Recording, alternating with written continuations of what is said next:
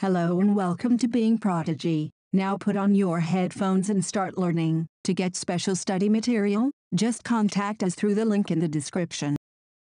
Like the European elite, the richer Parsi, Muslim and upper caste traders and industrialists of Bombay lived in sprawling, spacious bungalows. In contrast, more than 70% of the working people lived in the thickly populated chawls of Bombay. Since workers walked to their place of work, 90% of mill workers were housed in Jarangaon, a mill village not more than 15 minutes walk from the mills. Chawls were multi-storied structures which had been built from at least the 1860s in the native parts of the town. Like the tenements in London, these houses were largely owned by private landlords, such as merchants, bankers, and building contractors, looking for quick ways of earning money from anxious migrants. Each chawl was divided into smaller one-room tenements which had no private toilets. Many families could reside at a time in a tenement. The census of 1901 reported that the mass of the island's population, or 80% of the total, resides in tenements of one room.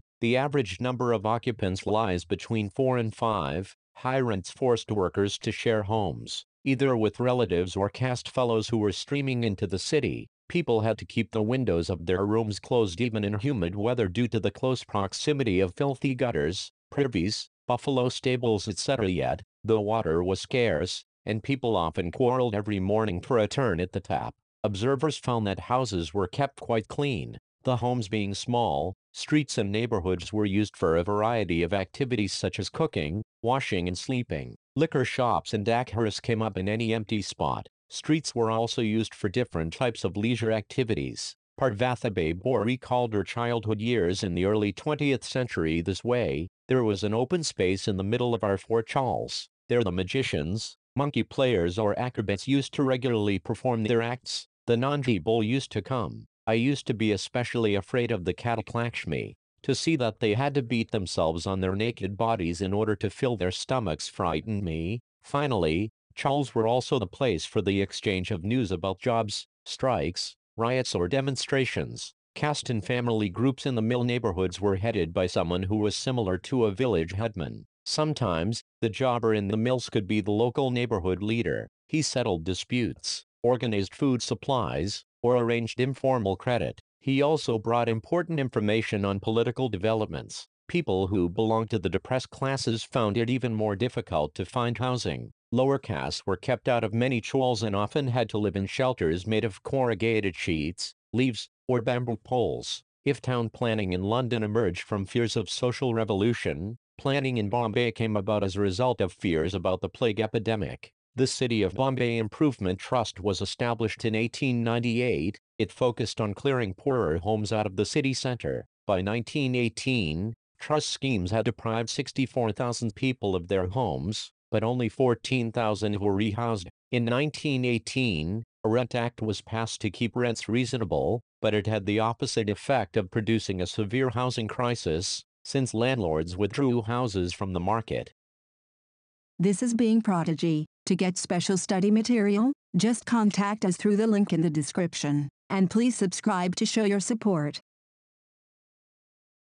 Expansion of the city has always posed a problem in Bombay because of a scarcity of land. One of the ways the city of Bombay has developed is through massive reclamation projects. Land reclamation in Bombay. Did you know that the 7 islands of Bombay were joined into one landmass only over a period of time? The earliest project began in 1784. The Bombay governor William Hornby approved the building of the Great Sea Wall, which prevented the flooding of the low-lying areas of Bombay. Since then, there have been several reclamation projects. The need for additional commercial space in the mid-19th century led to the formulation of several plans, both by government and private companies, for the reclamation of more land from the sea. Private companies became more interested in taking financial risks. In 1864, the Beck Bay Reclamation Company won the right to reclaim the western foreshore from the tip of Malabar Hill to the end of Colaba. Reclamation often means a leveling of the hills around Bombay. By the 1870s, although most of the private companies closed down due to the mounting cost, the city had expanded to about 22 square miles.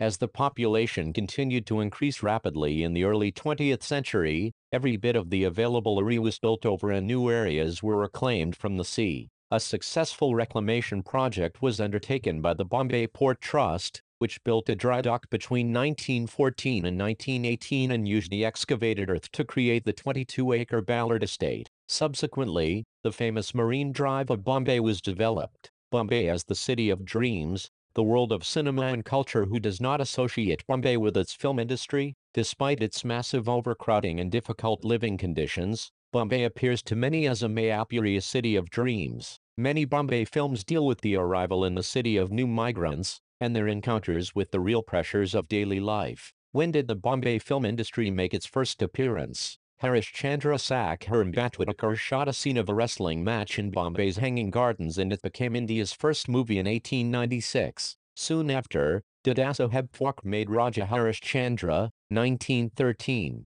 After that, there was no turning back. By 1925, Bombay had become India's film capital, producing films for a national audience. The amount of money invested in about 50 Indian films in 1947 was Rs 756 million. By 1987, the film industry employed 520,000 people. Most of the people in the film industry were themselves migrants who came from cities like Lahore, Calcutta, Madras and contributed to the national character of the industry. Those who came from Lahore, then in Punjab, were especially important for the development of the Hindi film industry. Many famous writers, like Ismat Chatte and Saadat Hasan Manto, were associated with Hindi cinema. Bombay films have contributed in a big way to produce an image of the city as a blend of dream and reality, of slums and star bungalows. Cities and the challenge of the environment. City development everywhere occurred at the expense of ecology and the environment.